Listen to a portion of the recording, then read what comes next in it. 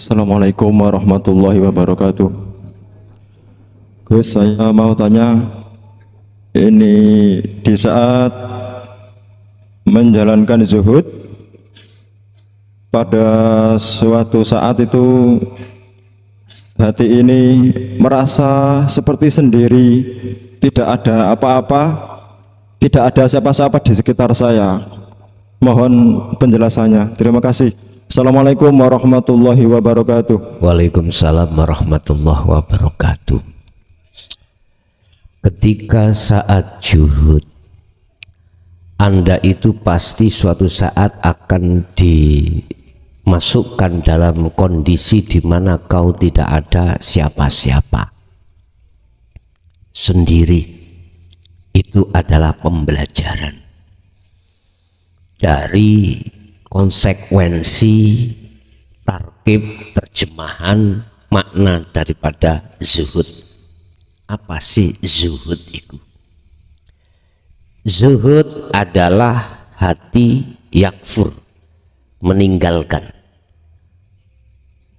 selain daripada Allah yang disebut at-tauhid, yakfur bit-tauhidi, meninggalkan selain Allah.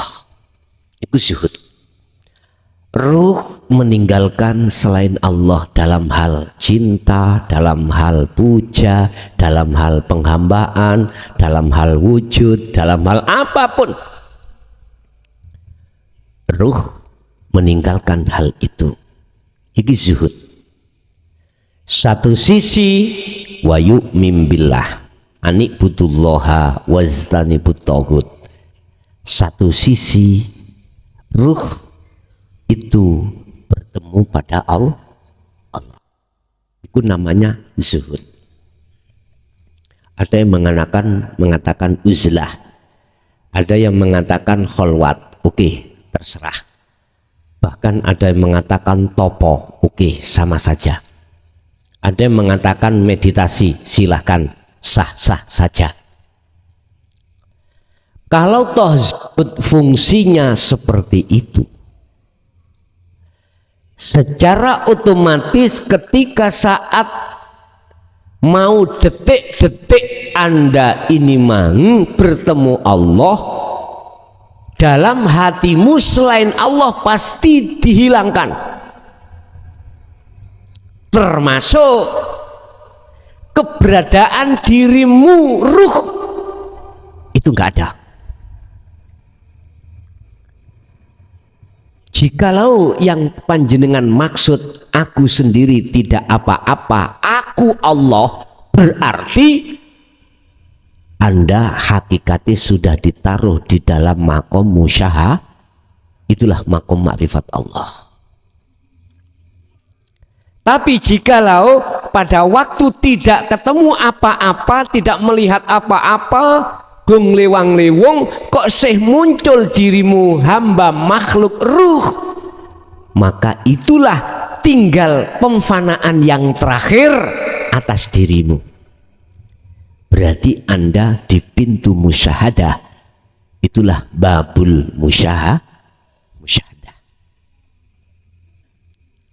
Laksana saya masuk dalam rumah, panggil-panggil jenengan, Bu, kula nuwun, Pak, kula nuwun. Tok-tok pintu. Yang panggil saya sendiri, tidak ada yang panggil kecuali saya. Yang saya panggil juga jenengan piyambak, Bu atau Pak Wau. Bapak Ibu. Disitulah kita merasa diri kita sendiri. Tidak ada yang lain. Kita makhluk masihan, karena pintunya belum dibuka. Jadi sifat makhluk dalam diri kita masih ada. Masih ada.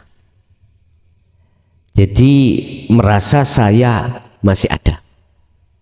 Sebagai perasa. Su'arul Basyirah juga begitu. Yang merasakan makhluk saya hati beriman ada, yang dirasakan yang diimani Allah itu juga ada.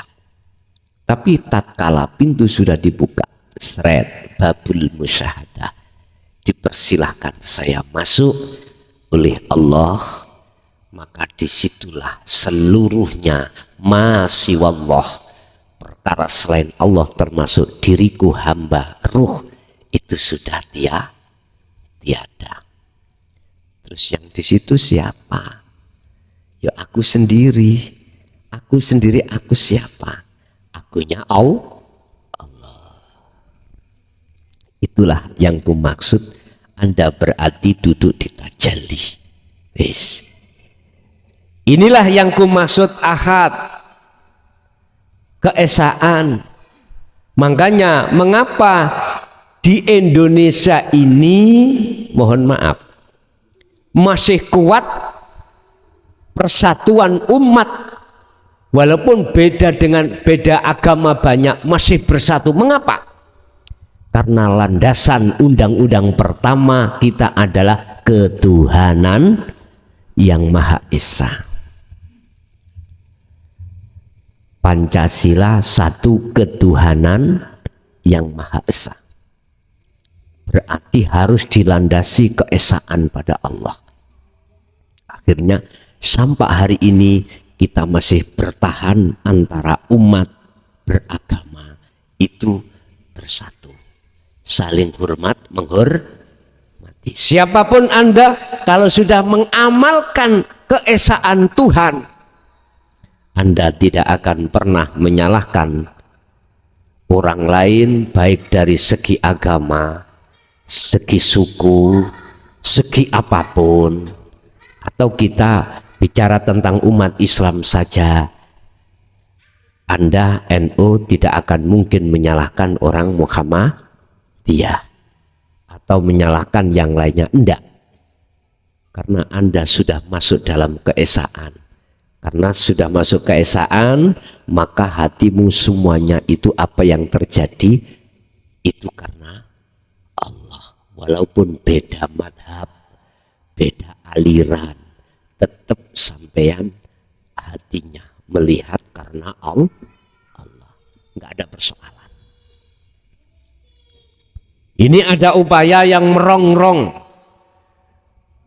landasan undang-undang Indonesia ada supaya diilangi, Pak. Tapi nyuwun sewu, siapapun dan apapun status Anda, bila mana betul-betul sudah mengamalkan sila pertama, pasti akan dengan mudah mengamalkan sila yang berikutnya. Ketuhanan yang Maha Esa, kemudian apa? Dua, kemanusiaan yang adil dan beradab. Artinya Anda akan bisa berbuat adil karena Anda sudah adil pada diri Anda sendiri. Hablum minan nas, pasti akan berirama. Rakyatan, yang ketiga persatuan Indonesia. Disitulah nanti akan tercipta dan seterusnya. Nek wong apal kabeh tak kira akeh sing apal. Tapi untuk mengamalkan sila-sila itu sedikit sekali, lebih-lebih di dalam sila yang pertama. Jadi kuncinya sila pertama. Indonesia tidak akan menjadi negara yang makmur bila mana tidak mengamalkan sila pertama. Sampai sejarah kapanpun, jikalau Anda tidak mengamalkan sila pertama, Anda akan menjadi orang yang dolim di tengah-tengah negara itu. Makanya saya kurang setuju nek ono kalau ada kubu yang ingin merubah napa jenenge Pancasila. Mohon maaf, karena itu kalau bisa ku tarik ke belakang, itu gak sembarang orang yang mendudukkan sila-sila itu. Aku yakin beliau-beliau itu orang tasawuf, cuman dikinayahkan dengan bahasa yang seperti itu.